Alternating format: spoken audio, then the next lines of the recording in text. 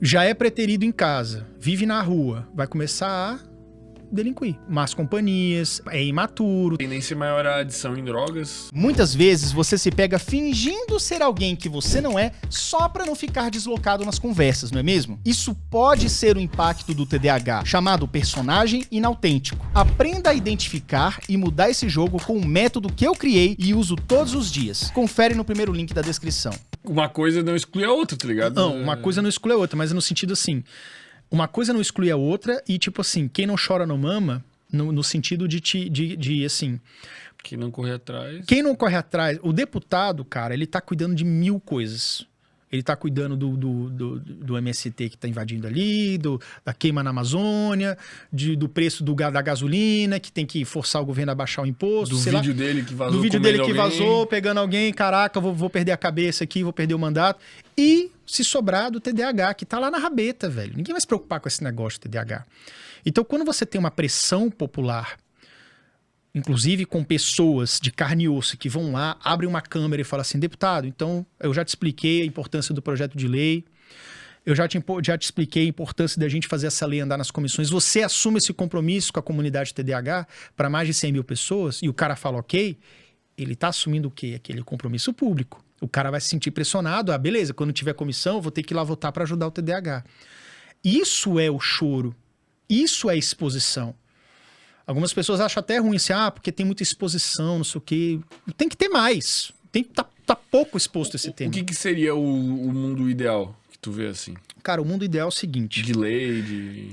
A pessoa com TDAH, eu até certo ponto acredito até que questão de cotas, de inclusão nesse sentido, seria interessante. Por quê? Porque existem níveis de severidade. Tem pessoas com TDAH muito severa que só terapia e medicamento não vai adiantar. O cara tem que ter uma estabilidade, tipo assim, essa é a minha vaga. Posso levantar um argumento? Pode, só o seguinte. Pode. Acho que hoje o único sistema de cotas que a gente tem... Tem 2 sistemas de cotas que tem no Brasil, né? Que seria cotas raciais e cotas a nível econômico. Sociais, né? Sociais. São 2 cotas que são pessoas que, teoricamente, obviamente que vai variar de pessoa para pessoa, mas elas têm plenas capacidades de desempenhar com a mesma desenvoltura de uma pessoa, digamos, que não são daquelas cotas. Então, tipo, se tu pega uma pessoa que não tá inclusa nas cotas e ela entra numa universidade, aí tu pega uma pessoa, um indígena, por exemplo, e entra na universidade, filha da puta, mas por cotas, ela... Teoricamente, ela tem a capacidade... Teoricamente, porque o que acontece? Às vezes o indígena teve um ensino fundamental muito mais ruim, fraco, então vai mais fraco, blá, blá, blá, blá. Mas quando tu coloca cotas a nível empresarial, no sentido de tu incluir um TDAH, por exemplo, numa empresa, tu não necessariamente tu tem uma garantia, tipo, de que ele... Muito provavelmente, até inclusive, tu me corrija se tu estiver errado, tô só manifestando uma opinião aqui como um rascunho, ele não vai desempenhar também contra as outras pessoas, mesmo tendo a cota. Então, tipo, tu vai pegar uma empresa que tem 10 mil funcionários, não, vai ter 3% das vagas vão ser para TDAH. Então, tu vai ter 300 pessoas lá que vão... Não, as cotas tu não seriam... não seria, entendi, mas não seria nesse sentido, tá? A cota, ela existia antes, mas não existia aquela contrapartida da empresa ter que fazer uma inclusão. O que eu quero dizer é que é muito melhor, ao invés de bater na tecla da cota, é bater na tecla da empresa ser inclusiva. É obrigar a empresa a ser inclusiva. Mas isso vai onerar, cara. Sinto muito. Mas como que a empresa poderia ser inclusiva? A empresa ser inclusiva no seguinte sentido. Se pega, por exemplo, a empresa... o cadeirante, ele tem algumas garantias. Em empresas públicas, ele tem uma cota ele entra na cota de deficiente. Mas quando chega lá, ele simplesmente não fica assim, beleza, você já passou nas cotas, você é o cadeirante, então vai fazer esse trabalho aqui. Não, cara. Ele tem uma adaptação laboral. A empresa tem que colocar em atividades que ele não precisa ficar levantando caixa, por exemplo. Sim. O cara só vai fazer paradas que tem a ver com a sua aptidão, com o seu desempenho. Tá, entendi. Aí então, faz muito mais sentido pra mim. Faz muito mais sentido. Então, quando eu dizer pra você é o seguinte, pra mim, no mundo ideal, cotas seriam importantes até certo nível, sim. Só que o mundo ideal seria o quê? Você tem um laudo que é sempre 100% certo. Quem é bipolar, quem é TDAH, TDAH e ponto. Não tem falso diagnóstico, né? Diagnóstico equivocado. E você também tem uma escala de severidade, do tipo assim, porra, você tem um TDAH muito avançado, muito severo, digo não avançado, muito severo, que impacta muito a tua performance, então você só pode fazer tal atividade aqui dentro da uma empresa. Você que é um TDAH mais leve, você vai fazer outro tipo de atividade ali. Isso não tem como mensurar muito bem, você tá entendendo? Então esse mundo ideal não existe, mas eu tô dizendo assim, eu acho que o que pode se aproximar disso é que a empresa seja inclusiva no seguinte sentido. O TDAH, ele entra ali e ele pode ter o seu laudo, né? Mostrar o seu laudo, e ao mostrar o seu laudo, a empresa fica obrigada a tentar fazer alguma adaptação com a pessoa. Ele continua tendo que ter o seu desempenho a ser avaliado, ele pode sim ser demitido, mas antes de ter uma demissão sumária, do tipo, se não gostei da sua cara, vai embora, a empresa é obrigada a tentar pelo menos uma realocação, e essa realocação tem que ser feita por um RH que tenha pelo menos uma pessoa que tenha um conhecimento em TDAH. Entendeu? Então, eu acho que isso aí é o mínimo pra poder incluir a pessoa. Eu entendo, mas é muito complicado, pô. Eu entendo 100% o que tu quer dizer, mas eu consigo imaginar 1 milhão de situações. De situações em que isso... Tipo assim, porque no final das contas, pode ser que o cara seja um TDAH, ele seja realocado, ele encontre uma profissão que seria perfeita e ele simplesmente escolhe não ser um bom profissional e não fazer, cara. Ele e daí demitido. Como é que tu discerne se esse cara tá escolhendo ser um... Tu entende? Entendo, porque tem um livre-arbítrio, tem um cara que... Um cara tem que é malandro, tem cara que é malandro mesmo. Tipo, tu é TDAH, diagnosticado. Tu tem 100% de certeza que tu é TDAH, todo mundo tem, tipo, tu tem um diagnóstico. Sim. Mas tu sabe que tem coisas que estão na tua alçada de medicação, tratamento, que exigem uma força de vontade pra tu fazer ou não. Uhum. E tu luta com esse leão todo dia. Porque eu quero lutar. Pode ter TDAH que simplesmente assim, foda-se o leão. Foda-se, velho. Me paga o meu salário, eu não eu vou fazer porra nenhuma nessa porque empresa, a lei tá me resguardando. Mas me aí realoca de novo. Exatamente. O cara não pode ser eternamente realocado. Deixa eu botar aqui, entendeu? Então, cara, é o seguinte, cara. É uma queda de braço, porque assim... Mas é complexo, pô. Mas eu vou te falar uma coisa. Eu não consigo nem dizer se eu sou pró ou contra, porque eu não consigo nem pensar em tantas ramificações de variáveis. Mas vamos botar mais uma coisa na mesa aqui pra você pensar ou não. Tá. Existe um estudo no Reino Unido que ele foi conclusivo lá, ele teve um resultado. Eu tenho quase certeza que se esse estudo fosse feito no Brasil, o resultado ia ser muito semelhante. Nós temos aí, pelos estudos científicos, que a proporção de pessoas com TDAH aqui ou na China, no mundo inteiro, é de 7 a 10 a 11, 12%. 7 a 10%, tá? Vamos botar assim. É o que a maioria dos livros falam. É uma proporção muito próxima, muito coerente. Fizeram um estudo num presídio lá do Reino Unido. Eu acho que esse estudo é de 2014, não é tão antigo. E aí, depois de vários testes com centenas de detentos, chegou-se à conclusão que 25 ou 30% da população carcerária tinha traços de TDAH. Por que traços de TDAH? Eu não sei se eles tiveram um problema na metodologia, eu não sei se foi difícil entrevistar os detentos, tinha um cara que é muito violento, sei lá. Eu não sei como foi feito o estudo nas minúcias. Eu tenho esse estudo, depois eu te mando, enfim, ele está em inglês. Enfim, deu 30%. Olha a diferença.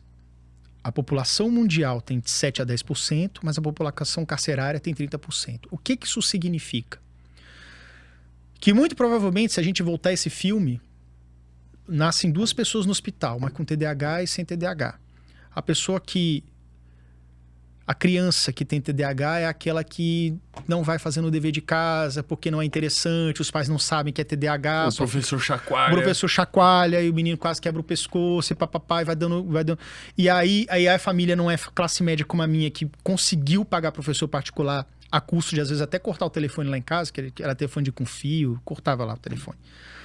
A gente passou sufoco, mesmo sendo classe média, mas pagava a professora particular e eu passava de ano raspando. Quem não tem essa condição, reprovação, dependência. E aí o maluco já é tido como vagabundo. Já é tido como vagabundo, ele é preterido dentro da própria família, mas é um garoto que, porra, eu acordo, eu quero ir pra aula, mas chegando na aula eu não consigo fazer. E ele não sabe por quê. E aí ele repete 2, 3 vezes, o que acontece quando o menino repete 2, 3 vezes? Ele se revolta, velho. Ele vai ter a evasão escolar. Ele cai na marginalização da sociedade.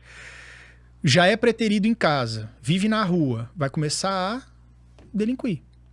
Más companhias, é imaturo, o TDAH é naturalmente imaturo. E daí tem uma tendência maior à adição em drogas. Adição em drogas. A vida tá uma merda, eu vou ficar fumando cada vez mais minha maconha aqui ou qualquer outra coisa mais pesada. E aí é uma pessoa, cara, que nasceu no mesmo hospital. Tinha chance de... Mas não teve o amparo, não teve o medicamento, não teve o profissional a tempo, não teve o diagnóstico a tempo. E se enrolou na vida e foi pra cadeia. Então, veja que... Imagina agora uma sociedade ideal. Vamos filosofar aqui. Vamos voltar... o ladrão, bandido, sei lá, o criminoso de 30 anos de idade que está na cadeia. É alguém com TDAH, que teve 3 reprovações, uma repetência, foi para as drogas, pequenos delitos, foi pego, tá preso. Hoje tem 30. Vamos voltar 30 anos atrás, quando eles nasceram. Aí você vive num país chamado Lizarbe, que é o Brasil ao contrário, Lizarbe. Aí nesse país Lizarbe, todo mundo tem seus medicamentos, todo mundo tem saúde de qualidade, tudo funciona. Diagnósticos corretos, infalíveis e tudo funciona. Veja que só nessa brincadeira, nessa abstração nossa, a gente pode dizer que, tirando as pessoas que realmente têm um desvio de caráter, a gente ia reduzir em, sei lá, em 20% a população carcerária. Quanto custa para o Estado um detento hoje por dia, por mês ou por ano? Esse teu argumento é muito forte, velho. Velho, só de você tirar essa galera dos presídios, porque você tá dando oportunidade deles terem uma vida mais digna e evoluir, tu já tá desonerando o Estado, cara. E só, cara, uma caixa de Ritalina de 10 é 40 conto. Uma Ritalina genérica é 18 conto. Um medicamento para pressão alta é 10 vezes mais caro que isso. E tá no Rename. Por que não coloca o psicoestimulante no Rename, cara? Põe o genérico. Ah, mas Ritalina é cara. Beleza, cara. O Venvanse é caríssimo, né? Ritalina já é cara. Cara, põe o metilfenidato o genérico. 18 conto uma caixa para 30 dias, cara. Isso vai empobrecer o país para dar chance do menino, junto com as outras terapias, óbvio que o medicamento sozinho não faz milagre, dele não repetir de ano. Cara, o menino que repete de ano, ele tá custando de novo pro Estado. Meu amigo, tratar o TDAH, dar o medicamento pro TDAH na rede pública é muito mais barato do que jogar para debaixo do tapete essa situação. Então, essa é a luta. Então, quando eu vou indo lá nos deputados e tudo, outras pessoas envolvidas também, cada um fazendo... Tu levou a isso? Levei. Os deputados eu levo. Eu estou convencido. Na hora que eu defendi lá em julho do ano passado, de 2022, a gente falou sobre isso também. Né? Qual que é a argumentação contrária que eles Não, ainda não está tendo argumentação contrária. A gente não está expondo, mas por quê? Por exemplo, não adianta ir na Câmara falar sobre isso. Tem que ser feito junto com a Câmara, porque os projetos de lei vão andar, e na hora que a gente chega nas comissões, os deputados já tem que... Isso aqui é o projeto do TDAH. Aquele garoto lá veio falar com a gente já sabe do que se trata, já sabe que é importante. Os caras já olham com uma outra visão. Tu tá enchendo o saco lá pra tudo que é lado. Tô enchendo o saco, e aí e tem gente que acha isso ruim, entendeu? Algumas pessoas acham ruim.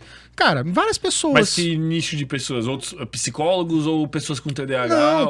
Não, pessoas que acham que essa exposição pode ser negativa de alguma forma. Sendo que eu acho que não. Eu acho que quanto mais você enche o saco, é o quem não chora não mama, entendeu? Pô, se você chora... Eu acho que tu trazer questões à tona nunca pode ser negativo, na minha opinião. Nenhuma.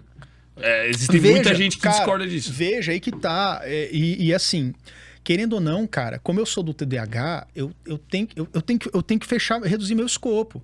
Eu não posso virar pro deputado e ficar 1 hora convencendo ele de que o TDAH é um assunto importante e falar assim, beleza, agora vamos falar sobre a bipolaridade. A bipolaridade também é importante porque os caras tem que ser uma coisa tem que ser uma coisa de cada vez. Então assim, cabe a alguém ou ou grupo de pessoas que lidam com o assunto da bipolaridade, da dislexia, também fazer o seu trabalho conjunto. Por que tu não se candidata, cara? Já pensou? Eu me candidatei em 2018 para distrital. Não ganhei. Mas o que acontece? Em 2018 e 2022 eu não me candidatei. Talvez em 2016 eu me candidate, mas eu acho que eu sou mais útil se eu me candidatar para deputado federal, por exemplo. Porque eu acho que a parada é muito mais... Mas é mais difícil. Acho que exige... Quantos votos? Eu nem sei quantos votos precisa. Sei lá, para Brasília, acho que uns 30, 40 mil pelo menos. Isso é muito. Porque a tua principal bandeira seria o TDAH. Seria, mas tem que ver se isso dá voto, entendeu? Se as pessoas se interessam por esse tema, né? Dá voto no sentido das pessoas se interessarem. Não é só TDAH. O meu tema em 2018 foi a saúde mental. Então, a saúde mental, por exemplo, vamos supor que eu tivesse sido eleito, eu ia brigar pelo TDAH, pelo dislexia, pelo autismo, pelo síndrome de Down, por bipolaridade. eu ia estar aberto, meu gabinete ia estar com as portas escancaradas para esses grupos virem conversar comigo. Quando sentasse um cara da bipolaridade, eu já entenderia a sua dor. Não saberia, porque eu não tenho, mas eu já entenderia a sua dor. Não, meu amigo, vamos falar. Eu já, entendeu? É diferente de um deputado que fica te enrolando assim, semana que vem você vem. Porque eles não falam não. Eles te enrolam. Mas aí você aparece lá no gabinete, tudo bom, senta aí, ótimo. Aí eu sento, converso, explico, faço o compromisso público e é isso aí, entendeu? Mas veja que assim... Que loucura, cara, que briga louca. Mas veja que assim, cara, eu acho isso. Eu acho que tem que ter sim lei que ampare, eu acho que tem que ter muita visibilidade e barulho. As pessoas que hoje têm alguma coisa, vamos supor o cadeirante, né? Como é uma deficiência visível, ele tem uma coisa que as invisíveis não têm, que é a compaixão pública. Você vê um cara que tá cadeirante... Se tu for pedir dinheiro na sala... Eu não tô pegando no pé dos cadeirantes, eu tô falando assim... Tá que é sim, muito, tá sim, cadeirantes, cancela. Cancela. Porque é um exemplo muito fácil tanto de falar, de você imaginar. Um cadeirante, tá? Aí é muito fácil você ver que o cara tem dificuldade, que o cara sofre todo dia, que pra dormir é foda, pra acordar é foda, pra escovar dente é foda, enfim, pra circular na cidade. Uma cidade que não é nem um pouco inclusiva, com a calçada tudo esburacada, é foda. Brasil. Brasil, né? Então, assim, porra, todo mundo vê que esse cara precisa de apoio. Agora, as deficiências invisíveis, ninguém vê, velho. A não ser um cara que, por exemplo, um autismo severo, que é um jovem que não consegue nem verbalizar, que tem aqueles trejeitos, também desperta certa compaixão, né? Mas o TDAH não, cara. Você só é vagabundo mesmo, entendeu? Então, veja, é um assunto complexo, é um assunto que lida com muitas pessoas, porque, por exemplo, quando você quer ter um projeto de lei que transforma o TDAH em deficiência, vem um rage de uma galera que já levou rage no passado, mas que não quer perder um pouco daquele espaço que conquistou. Então, por exemplo, o cadeirante, que é o exemplo que é o mais fácil, já conseguiu seus direitos. Mas tu gostaria que fosse incluído como deficiência? Cara, eu acho que não é a forma mais inteligente da gente conseguir os direitos. Porque no mundo... O mundo ideal, porque, cara, eu acho que sim. Tipo assim, eu não acharia justo tu passar na frente de uma velha no mercado. Exato. Eu acho que não faz sentido nenhum. Eu entendi, exatamente. Só que assim, veja comigo. Assim, então, eu gosto de falar de mundo real, tá? Mundo real. No mundo real, eu acho que não deveria ser. Por quê? Existem dificuldades que podem ser compensadas de outras formas sem você passar na frente da velhinha no mercado. E o que é passar na frente da velhinha no mercado? Um concurso público, que você tem 10% de vagas, às vezes você tem tipo 15 vagas, o que é 2 vagas, né? Porque 10% ele arredonda para cima. Então 2 vagas para o deficiente e 13 para a galera, povão, todo mundo, né? E aí você joga... Você coloca naqueles 2 vagas não apenas a pessoa que tem deficiência auditiva, visual, de locomoção, etc., mas também uma galera da neurodiversidade que tem questões importantíssimas e urgentes, mas que aí você abre um escopo para, sei lá, até 20% da população, dependendo da quantidade de diagnósticos. Mas aí seria só pro TDAH. Não, peraí. Tem uma coisa. Quando você coloca como deficiência, aquela galera passa a disputar os 10%. Você não vai aumentar a quantidade de vagas.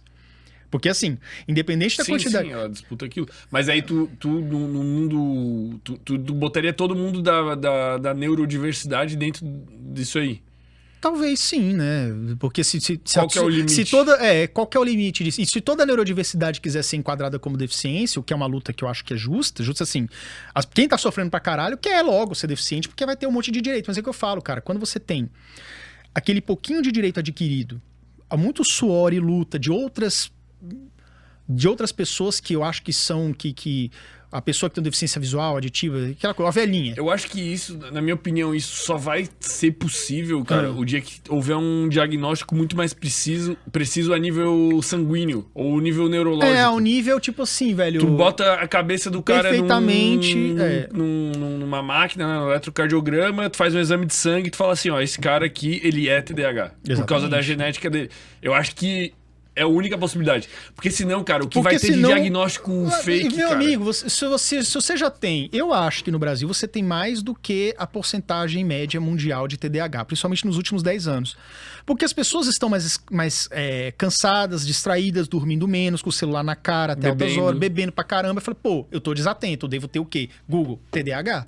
Aí o cara vai e fala no médico que não entende PN, um médico mais idoso lá, que não é tão... o cara olha pra você, você falou tudo que encaixa no relatório, naquele checklist do cara, o cara te disse que é TDAH, velho. Aí vamos supor que o TDAH passa a ser deficiência a partir de amanhã. Brasil, velho. Quantas pessoas não vão comprar um laudo desse? O maluco pede pro primo que é médico, sai fazendo laudo. Exato, cara. Então, assim, vamos falar de mundo real? Eu acho que o mundo real é isso. Então, na minha opinião, eu acho o seguinte, cara. Eu acho que a inclusão no mercado de trabalho, para grandes empresas, coisas assim nesse sentido, incentivo do tipo assim, sei lá, vamos supor que não seja fornecido pela farmácia de alto custo. Por algum motivo o governo falou, não, foda-se vocês, eu não vou botar a Ritalina não vai para farmácia de alto custo. Mas você pode, de repente, ter uma redução no imposto de renda, você tem um desconto parcial, metade do valor gasto com remédio você tem de volta, sei lá, umas coisas assim. Então, assim, tem muitas formas de você poder ajudar um pouco. Não tem como você ser ajuda perfeita.